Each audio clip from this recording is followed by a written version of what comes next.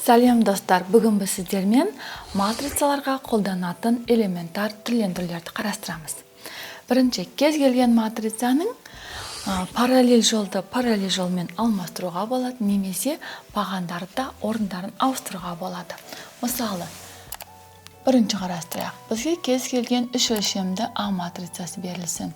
Яғни А1,1, А1,2, А1,3 және А2,1, А2,2, А2,3 және үшінші жол А3,1, А3,2, А3,3.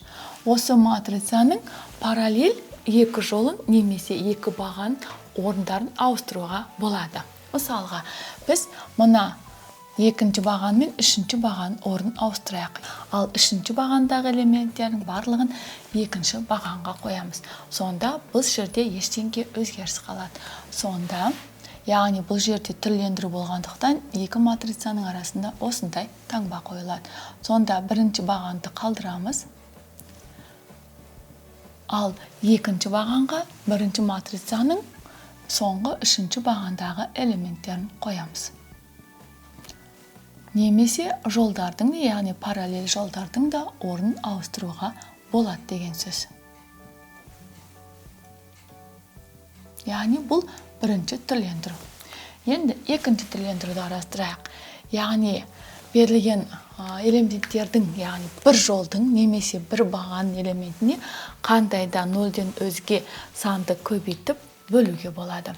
Яғни бұл жердегі мысалы тағы да осы А матрицасын қарастыратын болсақ, А матрицасының элементтері А1,1, А1,2, А1,3, А2,1, А2,2, А2,3 және үшінші жолда А3,1, А3,2, А3,3. Осы матрицаның бірінші жолын элементтеріне қандай да бір екі сан көбейтуге болады екен. Сонда бізде жаңадан түрленген матрица 2А1,1, 2А1,2, 2А1,3. Ал қалған жолдар қалалады. А2,1, А2,2, А2,3, А3,1, А3,2, А3,3. Жолға да көбейтуге болады, немесе бағанға да көбейтіп, нөлден өзге санды бөлуге болады.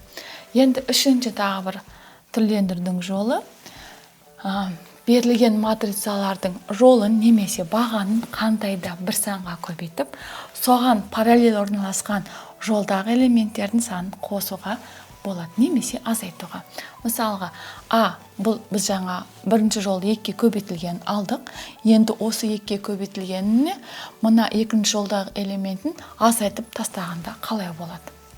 Яғни біз екіге көбейткен қала берсін, яғни екі санды біз бірінші жолға көбейттік.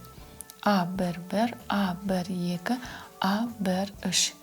Одан кейін А2,1, А2,2, А2,3. А3,1, А3,2, А3,3. Енді бізге осы бірінші жолдың барлығын екіге көбейтіп, екінші жолға қосуымыз керек. Енді біз мұна амалды орындайық. Яғни бұл жерде бірінші жолдың элементтері сақталады. А1,1, А1,2, А1,3. Ал екінші жолдың элементтерін бірінші жолды екіге көбейтіп, екінші жолдың элементіне қосамыз. Сонда 2А1,1 қосылған А2,1. Және А1,2-ні көбейтеміз, А1,2-ге қосамыз А2,2. Және 2-ні көбейтеміз, А1,3-ге қосамыз А2,3-ге. Яғни бірінші жолдың элементтерін барлығын екіге көбейтіп, екінші жолға қостық. Ал үшінші жол өзгеріссіз қалады. А3,2 және А3,3. Сонда біз матрицаны үш түрлі жолмен түрлендіруге болады екен.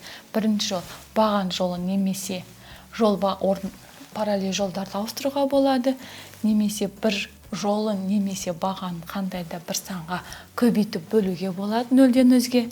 Ал немесе екінші жолдың мысалы элементтерін өзгерткіміз келсе, бірінші жолдың барлығын 2-ге көбейтіп, ал екінші жолдың элементтерін қосатын болсақ, онда бізде мынандай түрлендіру жасауға болады екен. Енді бізге кез келген матрицаны бірлік матрицаға дейін түрлендіруге болады. Яғни кез келген матрицаның бас диагональ элементтерінің барлығын бірге айналдырып, ал қалған элементтердің мәні 0-ге тең болатын болса, онда бұндай түрге келтірілетін матрицаларды матрицаның канондық түрі деп атайды, немесе канондық матрица деп те атайды. Олай болса, бір қарапайым мысалды қарастырайық. Мысалы, бізге екі өлшемді, яғни екінші ретті квадраттық матрица берілсін. 2, 1 және 4, 2 болсын. Осы матрицада қандай да бір түрлендірулер жасап, нәтижесінде біз 1, 0, 0, 1 түріне дейін келтіруіміз керек. Ол үшін бізге қарасақ, берілген матрицаның екінші бағанын бірінші бағанмен алмастырсақ болады. Сонда біз бірінші бағанмен екінші баған орнын алмастырдық. Біз бірінші түрлендірді жасадық. Бірінші элементіміз 1-ге тең болды. Енді осы екінші жолдың бірінші элементі 0-ге айналу үшін, немесе, осыны 0-ге айналдырып алайық, ол үшін не істейміз? Ол үшін бірінші жолдық жазамыз, 1, 2. Бірінші жолдың барлық, мына екіміз 0 болу үшін, бірінші жолдың барлығын 2-ге көбейтіп, мына екінші жолдың минус 2-ге көбейтіп, екінші жолдың элементіне қосамыз. Сонда минус 2-ге 1-ді көбейтсек минус 2, 2-ні қоссақ 0. Минус 2-ні 2-ге көбейтсек минус 4, 4-ге 4-ті қоссақ 0. Енді бізге бас диагональ элементі біреуі 1 болған, екіншісі 0, ол бізге әсер етпейді. Енді бізге екінші бағанның бірінші элементін 0-ге айналдыру керек. Ол үшін не істейміз? Ол үшін бірінші бағанның элементтерін жазып қоямыз. Ал бірінші жолдың барлық бағанның элементін минус 2-ге көбейтеміз дағыны, екінші жолдан азайтамыз. Сонда минус 2-ні 1-ге көбейтсек минус 2, 2-ні қоссақ 0. Минус 2-ні 0-ге көбейтсек 0, 0-ді 0-ге қоссақ 0.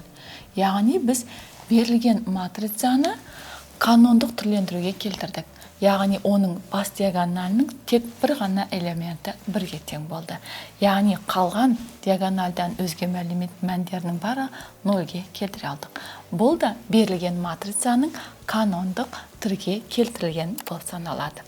Балалар, біз сіздермен матрицаларға жасалатын элементар түрлендірулерді қарастырдық. Келесі кездескенше сау болыңдар.